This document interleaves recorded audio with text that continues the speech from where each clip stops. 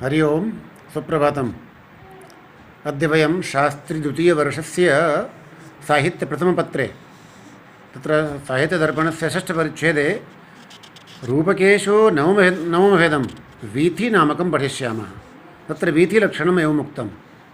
वीथ्यामेको भवेदङ्कः कश्चिदेकोऽत्र कल्प्यते आकाशभाषितैरुक्तैश्चित्रां प्रत्युक्तिमाश्रितः सूचयेत् भूरिशृङ्गारं किंचिदन्यान् रसान् प्रति मुख निर्वहणे संधि अर्थ प्रकृतयोखिला।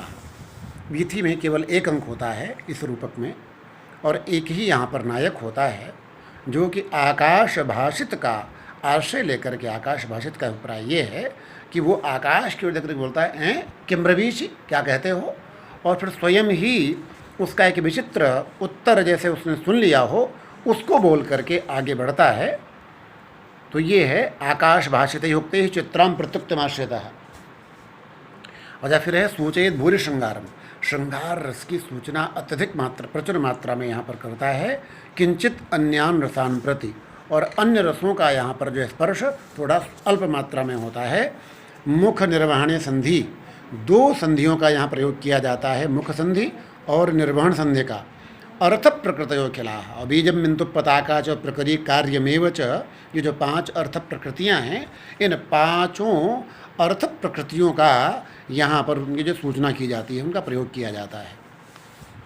तो इन्होंने कहा है कि कश्चित नायक है, तो वो नायक जो है उत्तम, मध्यम और अधम, इन तीनों में से कोई भी एक नायक हो सकता है।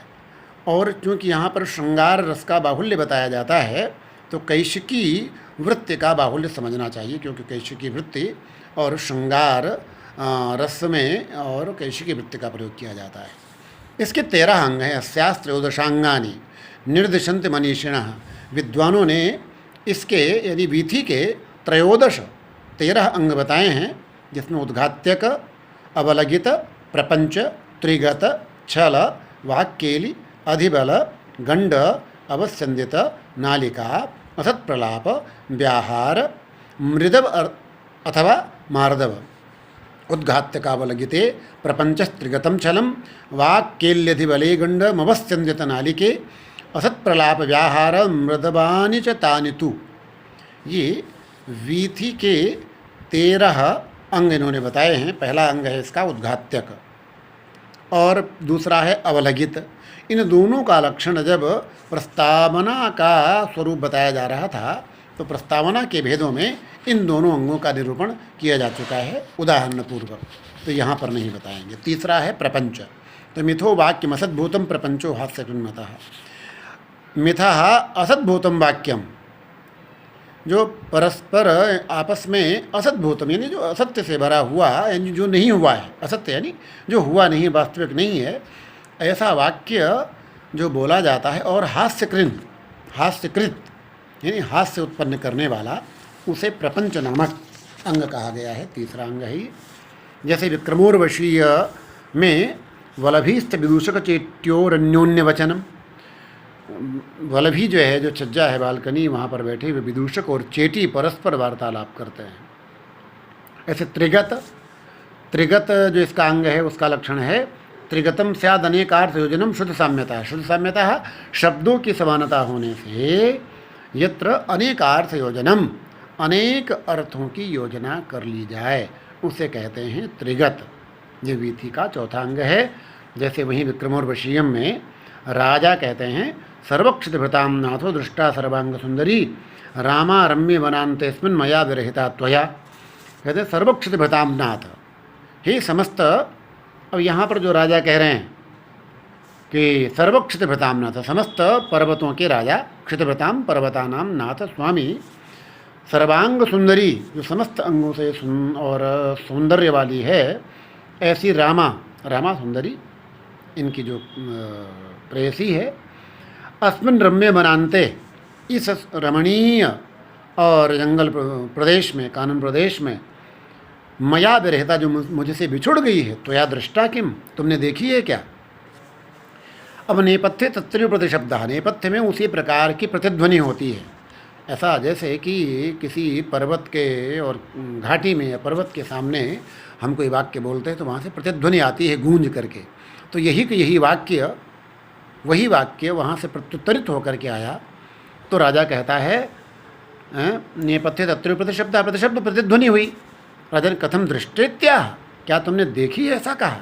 अब वही श्लोक दोबारा देखें, क्या अर्थ निकलता है कि सर्वक्षितिभृताम नाथ, समस्त क्षितिभृताम अर्थात नृपाणाम, समस्त राजाओं के राजा, यानी राजा से कह रहा है वो कि सर्वांग सुंदरी रम्या रामा अस्मिन् वनान्ते, अस्मिन् रम्य वनान्ते, सुंदर जंगल प्रदेश में त्वया विरहिता मया दृष्टा। वही श्लोक कि तुमसे जो विरहित हुई थी, तुमसे जिसका वियोग हुआ था, वो मैंने देखी है। तो ये उसका अर्थ निकाल लिया गया। अत्र प्रश्न वाक्यम एव उत्तरत्वेन योजितम। तो नटादित तृतीय विषय में वेदम इति कश्चित। कुछ लोग कहते हैं कि नट आदि 3 लोगों का विषय होता है, इसलिए इसका नाम त्रिगत है। 5वां जो भेद है छल है। तो प्रियाभैर प्रेर वाक्य विलोभ्यत छलनाच्छलम। प्रिय लगने वाले हैं वाक्य, लेकिन हैं अप्रिय वाक्य। जो प्रिय लगने वाले हैं उनसे आकर्षित करके छल करना, ठगी करना, ये छल नामक 5वां अंग है। जैसे वीणी श्रृंगार में भीम और अर्जुन कहते हैं जा करके दुर्योधन के लिए कि कर्ता द्युत छला नाम जतु मय शरणोद्दीपन सोभिमानी राजा दुःशासनादेर गुरु रनुज सदस्यांग राजस्य मित्रम कृष्णा केशोत्तरीय व्यपनयन पटु पांडवा यस्य दासाः क्वास्ते दुर्योधनोऽसौ कथयत नरुषा द्रष्टुमभ्यागतौ स्वः। कहते द्युतच्छला नाम करता, जो कि जुए का छल करने वाला है। जतुमय शरणोद्दीपन, लाख से बने हुए, जतु यानी लाख और शरण यानी घर, लाख से बने हुए भवन को जलाने वाला है। स्वाभिमानी, वह अभिमानी राजा कौन? दुर्योधन। दुःशासनादेह गुरु, दुःशासन आदि का जो बड़ा भाई है। अनुज शतस्य, दुःशासनादेह राजा, दुःशासनादि का तो राजा है, और अनुज शतस्य गुरु, और 100 छोटे भाइयों का जो बड़ा भाई है। अंगराज से मित्रम, और अंगराज कर्ण का जो मित्र है। कृष्णा केशोत्तरीय व्यपनयन पटु, कृष्णा जो द्रौपदी है उसके केश बाल और उत्तरीय जो उत्तर ऊपर का उसका वस्त्र है उसको हटाने में जो पटु है, चतुर है, नहीं दुष्ट है, उसने हटाने का, चीरहरण करने का जिसने प्रयास किया था। और वहीं पर बोले पांडवा यस्य दासाः, जिसके दास पांडव हैं। वहीं पर इस प्रकार का प्रण लगाया, इस प्रकार की शर्त लगाई कि अगर हम जीत गए तो पांडव दास बन जाएंगे। तो पांडव जिसके दास हैं, तो क्वास्ते दुर्योधनोऽसौ, वह दुर्योधन कहाँ है? कथयत, बताइए आप लोग कि न रुषा, रुषा न, हम क्रोध से नहीं पूछ रहे हैं। दृष्टुमभ्यागतौ स्वः, भीम और अर्जुन हम दोनों उसको देखने के लिए आए हैं। और वचन तो बड़े प्रिय बोल रहे हैं, लेकिन बड़े अप्रिय वचन हैं, देखने नहीं आए हैं, उसका पता करके उसका संहार करने आए हैं, उसका वध करने के लिए आए हैं। तो यहाँ पर ये छल नामक अंग हुआ। और कुछ लोग कहते हैं कि अन्य त्वाहुश्छलम किंचित कार्यमुद्दिश्य कस्यचित उदीरित यद्वचनम वंचना हास्य रोषकृत। कुछ लोग कहते हैं किसी कार्य को उद्देश्य करके और किसी का जो वचन यहाँ पर कहा जाता है जिसमें छलना, वंचना, छलना हो, छल हो, और हास्य को उत्पन्न करने वाला हो, रोष भी उत्पन्न करने वाला हो, क्रोध भी उत्पन्न करने वाला हो, उसे छल कहते हैं। ये अन्य आचार्यों का मत है। वाक्य के लिए छठा अंग है। वाक्य के लिए हास्य संबंधो द्वित्रिप्रत्युक्तो भवेत्। हास्य संबंध द्वित्रिप्रत्युक्तः वाक्य के लिए, हास्य से संबंधित 2 और 3 प्रत्युत्तरों से जो वाक्य के लिए, वाणी के द्वारा जो वहाँ पर क्रीड़ा की जाती है उसे कहते हैं वाक्य के लिए। द्वित्रिप उपलक्षण, 2 और 3 उपलक्षण है, मतलब ज़्यादा भी हो सकते हैं। जैसे उदाहरण है भिक्षो मांस निषेवणम प्रकुरुषे किम तेन मध्यम विना मध्यम चापि तव प्रियम प्रियमहो वारांगनाभिः सह वेश्याप्यर्थरुचिः कुतस्तव धनम द्यूतेन चौर्येण वा चौर्यद्यूत परिग्रहोपि भवतो नष्टस्य कान्या गतिः। कहते हैं किसी ने आकर के पूछा, हे भिक्षुक तुम मांस का सेवन कर रहे हो, मांस निषेवणम प्रकुरुषे। तो भिक्षुक कहता है किम तेन मध्यम बिना, मद्य के बिना, मदिरा के बिना, शराब के बिना मांस का क्या काम। तो प्रश्नकर्ता ने पूछा मध्यम चापि तव प्रियम, क्या तुम्हें मद्य भी प्रिय नहीं, मदिरापान भी करते हो? तो उसने कहा प्रियमहो वारांगना भी सह, वारांगना कहते हैं वेश्या को, कि वेश्याओं के साथ मुझे मद्य प्रिय है। तो उसने कहा, प्रश्नकर्ता ने, कि वेश्याप्यर्थ रुचि कुतस्तव धनम, वेश्याएँ तो धन के से प्रेम करने वाली होती हैं, तुम्हारे पास धन कहाँ से आता है? तो वो कहता है भिक्षुक, द्यूते न चौरिये न वा, जुआ खेलने से अथवा चोरी करके धन प्राप्त होता है। तो प्रश्नकर्ता कहता है चौर्य द्यूत परिग्रहो पे भवतः, क्या आप चोरी और ये जुआ ये भी करते हैं? तो उसने कहा नष्ट से कान्या गति ही, यानी मुझ बेचारे के पास और उपाय ही क्या बचा है। तो पर हास्यकृत ये हास्यकारक ये वचन है और 2-3 यहाँ उत्तर प्रत्युत्तर हुए हैं। ये हो गया वाक्य। कुछ लोग कहते हैं केचित प्रक्रांत वाक्य से साकांक्ष से निवृत्तिर वाक्य, जो आकांक्षा से युक्त और प्रारंभ किया वाक्य है वो समाप्त कर दिया जाए उसे वाक्य लिए कहते हैं। और अन्य लोग कहते हैं कि अनेक से प्रश्न से एकम उत्तरम, अनेक प्रश्नों का एक उत्तर दिया जाए उसे वाक्य लिए कहेंगे। तो ये 3 मत हैं, लेकिन एक का उदाहरण यहाँ पर आचार्य विश्वनाथ ने दिया है। 7वां है अधिबल। अधिबल का लक्षण है वन्योन्य वाक्याधिक्योक्ति ही स्पर्धयाधिबलम मतम, एक स्पर्धा से यानी होड़ लगा करके एक दूसरे के वाक्य से बढ़ कर के वाक्य जो बोले जाते हैं उन्हें कहते हैं अधिबल। जैसे प्रभावती नाटिका में आचार्य विश्वनाथ की ही नाटिका है, और वज्रनाभ ने कहा अस्य वक्षः क्षणेनैव निर्मथ्य गदयानया लीलयोन्मूलयाम्येष भुवनद्वय मध्यवा, कि जो क्षण भर में इस अनया गदया, इस गदा से और इसके वक्षस्थल को निर्मथ्य मत करके लीलया, एश यह हमें लीलापूर्वक खेल खेल में ही, और अद्य वह भुवनद्वयम उन्मलयम, तुम्हारे दोनों भुवनों, इस लोक को और परलोक को, दोनों को ही मैं नष्ट कर देता हूँ। ये वज्रनाभ ने कहा था। तो प्रद्युम्न ने कहा कि अरे अरे असुरापसद, अरे दुष्ट दैत्य, अलममुना बहु प्रलापेन, ये अत्यधिक बोलने से कोई लाभ नहीं, बंद करो, ये प्रलाप बंद करो, बकवाद बंद करो।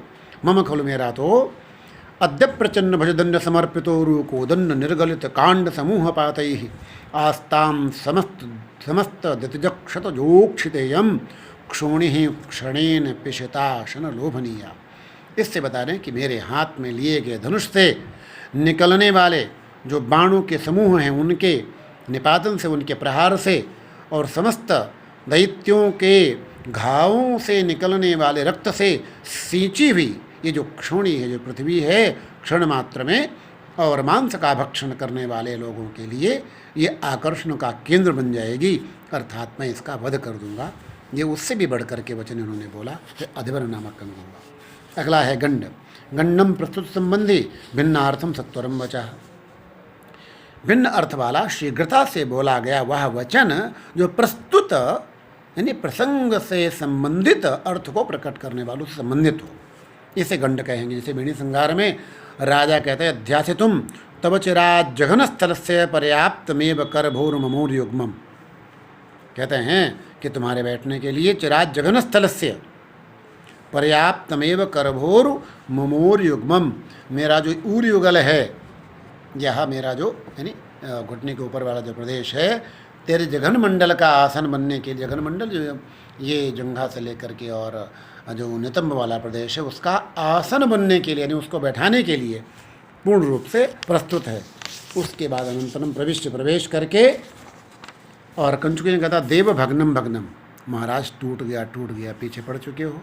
ये पूरा इतना बड़ा वचन। तो रथ केतन भंगार्थम वचनम ऊर भंगार्थ से संबंधित संबद्धम, रथ की ध्वजा को टूटने से संबंधित जो वचन था वो दुर्योधन के ऊर के टूटने से संबंधित यहाँ पर दिखाई पड़ रहा है। अगला है 9वां अवस्यंदित कि व्याख्यानम स्वरसूक्तस्यान्यथा वस्यन्यतम भवेत्, कि जहाँ अपने अभिप्राय का और प्रकाशन करने वाले वचन के से और अन्यथा उससे अलग यदि व्याख्यान किया जाए, जो हम कहना चाहते हैं उससे भिन्न व्याख्यान किया जाता है तो उसे कहते हैं अवस्यंदित। स्वरसूक्त से यानी अपने इच्छा अनुसार बोले गए वचन का अन्यथा व्याख्यान, अन्य प्रकार से जो उसका व्याख्यान कर लिया जाए तो उसे अवस्यंदित कहते हैं। जैसे छलित राम नाटक में सीता कहती हैं जात कल्यम खलु अयोध्यायाम गंतव्यम, तत्र स राजा विनयेन पणायितव्यः, इन्हें प्रातः काल ही अयोध्या में जाना है, अयोध्या में, और बहुत ही सावधानी से जाना है। और तत्र राजा विनयेन पणायितव्य, वहाँ पर विनयपूर्वक विनम्रतापूर्वक राजा से वार्तालाप करना है, व्यवहार करना है।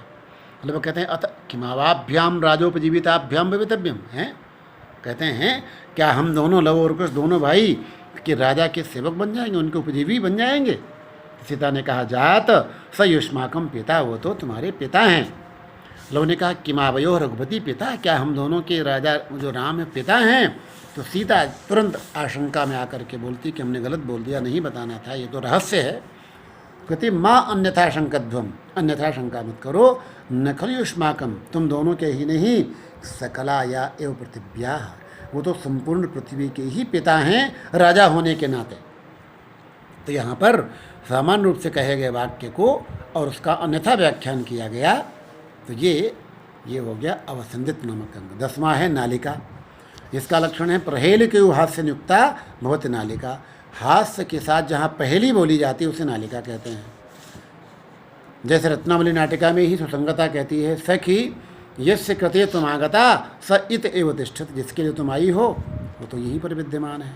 तो सागरिका ने कहा कस्य कृते अहमागता, मैं किसके लिए आई हूँ। तो सुसंगता ने कहा अरे चिंता मत करो, ननु चित्रफलकस्य, आप तो इस चित्रफलक के लिए आई हो। तो अत्र तुम राज्ञा कृते आगता, तुम तो राजा के लिए आई हो, इस अर्थ को छुपा दिया है ना।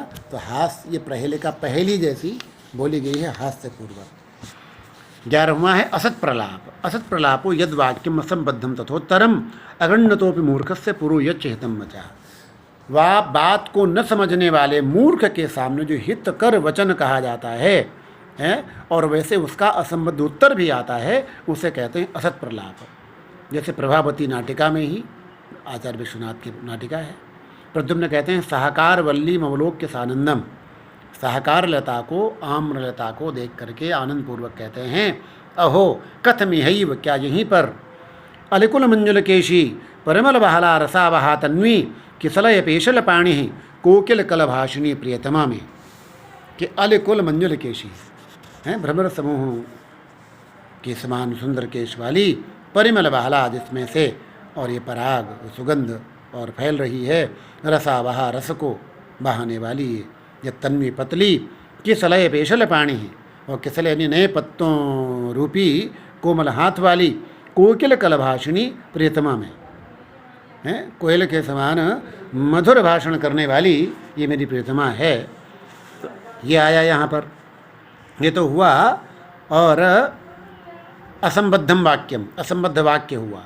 और ऐसे उत्तर संबद्ध देखिए, तो ये जो है विन्याम ऐसा संबद्ध उत्तर भी होता है। और तीसरा है न ग्रहण न समझने वाले मूर्ख के सामने जो हितकारी वचन बोलना, जैसे बेड़ी संहार में दुर्योधन के प्रति गांधारी बोलती है, लेकिन दुर्योधन समझता नहीं मूर्खता के कारण। तो ये 11 हो गए। 12वां है व्याहार, तो व्याहारो यत् परस्यार्थ से हास्यक्षोभ कर्म वचः, जो और दूसरे के लिए, दूसरे के लाभ के लिए हंसी और क्षोभ को उत्पन्न करने वाला वचन बोला जाता है, उसे व्याहार कहते हैं। जैसे मालविकाग्निमित्र में लास्य के प्रयोग के अंत में मालविका निकल जाना चाहती है, तो विदूषक कहता है माँ तावत उपदेश मुग्धा गमिष्यति, कि उपदेश को सुन करके, यानी उपदेश कैसा, जो शास्त्र है उसका उल्लंघन करके तुम नहीं जा सकती। यहाँ से आरंभ किया है। तो गणदास कहता है विदूषक को आर्य उच्चताम यस्तया क्रम भेदो लक्ष्यता, तुम बताओ तुमने यहाँ कौन सा तुम इसका कदम देखा, ऐसा कौन सा इसका, और तुमने ये ऐसा स्टेप देखा है नृत्य में जो इसने उल्लंघन किया है, किसका, शास्त्र का, नाट्य शास्त्र का, लास्य का। विदूषक ने कहा कि प्रथमम ब्राह्मण पूजा भवति सा अनैलंघ्यता, कि पहले तो ब्राह्मण की पूजा की जाती है, उसका इसने उल्लंघन किया है। तो मालविका स्मयते, मालविका हंसती है। यहाँ से आरंभ करके नायक की विशुद्ध नायिका दर्शन प्रयुक्त ने, विशुद्ध नायिका का दर्शन करने के बाद हास लोभ कारिणा वचसा व्याहार, हास्य और लोभ को उत्पन्न करने वाले वाणी का जो प्रयोग किया गया है ये व्याहार है यहाँ पर। और अंतिम है मृदव, दोषा गुणा गुणा दोषा यत्सुर माधवम हितत, जहाँ पर दोष गुण बन जाएँ और गुण दोष बन जाएँ उसे कहते हैं मृदव अथवा मार्दव। जैसे पहला जहाँ पर दोष गुण बनते हैं कि प्रिय जीवितता क्रौर्यम निस्नेहत्व कृतज्ञता भूयस्तदर्शनादेव ममेते गुणतांगता। प्रिय जीवितता क्रौर्यम निस्नेहत्व कृतज्ञता, प्राणों के प्रति क्रूरता, स्नेह का अभाव, कृतज्ञता, किए हुए उपकार को नहीं मानना, ये सारे त्वदर्शनादेव, तुम्हारा दर्शन करने से ये सारी जो मेरी चीज़ें थी सब गुण बन गई हैं। और इसके बाद जहाँ पर गुण दोष बन जाते हैं, तस्यास्तद्रूप सौंदर्यम भूषितम जो मनुष्या सुखैकायतनम जातम दुख एव मयाधुना। उसका उस नायिका का वह रूप, वह सौंदर्य और उसका यौवन की शोभा से सुशोभित होना, उस समय तो सुखैकायतनम, सुख का एकमात्र वो स्थान था, सुख उत्पन्न करता था। उसके संयोग में जब वो थी मेरे पास, आज वो मेरे पास नहीं है तो उल्टा हो गया है, दुखायु मयाधुना, ये मेरे लिए समय दुख का कारण बन रहे हैं। तो यहाँ पर गुण जो है वो दोष बनने उसके वियोग में। इस प्रकार जो है जो रूपक में जो वीथि के अंग होते हैं, इनका निवेश नाटक में भी किया जा सकता है। वीथि में तो है ही इनका, अन्यत्र भी इनका प्रयोग कर सकते हैं। और आगे आप लोग इसको पढ़िएगा। धन्यवाद।